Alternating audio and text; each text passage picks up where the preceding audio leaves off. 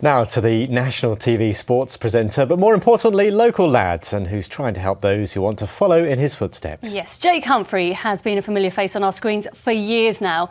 But if it wasn't for someone taking a chance on him all those years ago, he says he may not be where he is today. So now he and his wife Harriet are going to pay for one student from a low-income household to study film and TV at the University of East Anglia in Norwich. Now, Jake joins us in the studio. Jake, first of all, what started this scholarship off? Probably the same building we're sitting in now, because my career started out here back in the late 90s, and I was an A-level failure from the Harriet school in Norwich, and someone took a chance. I know, it wasn't good, not a good time. Someone took a chance on me at that time and said, do you know what, while you're redoing your A-levels, come and spend some time with us, come and learn about television. And then it was while I was working here, it was a tiny cable channel called Rapture TV back in the 90s. And again, I got a phone call one day from someone who was watching the channel that weekend. They worked for the BBC down in London. And they said, look, I want to give you a chance, come and work on children's BBC. And then I really wanted to be a sports presenter. That was always the dream.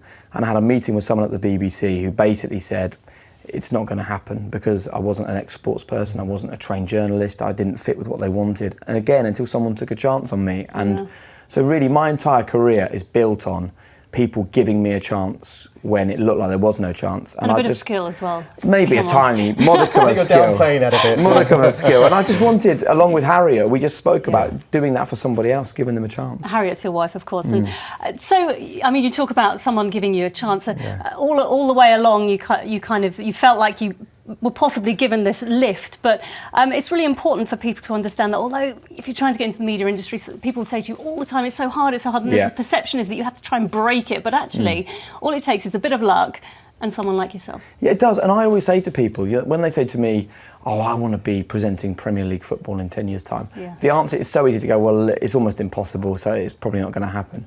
I always give the total opposite answer, and I say to them, someone has to do this job in a few years' time. Someone has to have this opportunity.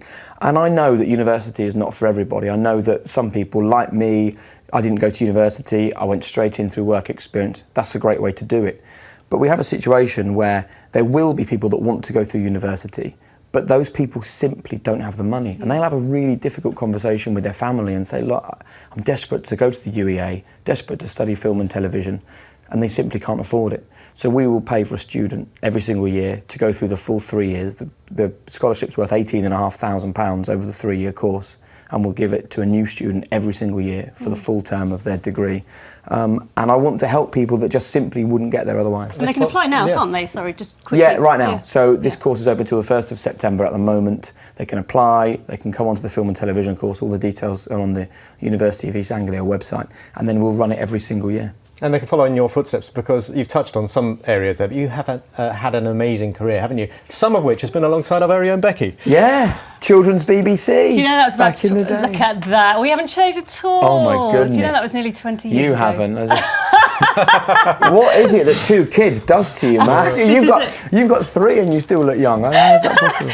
Do you know, we have to talk about Norwich City as well, because the last time we saw you, on our screens anyway, you were up on that balcony. What do you think their chances are in the Premier League? I think the chances are really good. Look at that. Lovely Delia and Michael. I think the chances are good because, the Premier League has always been worth a lot of money, but it's only worth a lot of money if you spend that money wisely. And I don't think that we had the right people making the right decisions in previous years in the Premier League. But under Stuart Webber, Ben Kensel and Zoe Ward, who are the kind of leadership team who report into Delia Smith and Michael and the rest of the board, I think that money it's almost like 5 times the amount we're going to get, because they've got really good grand plans for what to do with it, and they're going to be sensible, and we will stay up next year. It's my personal guarantee. There you go. You heard it here first. Thank you ever so much for coming to talk about it. Yeah, it's such a great idea. Well done for that. Thank you.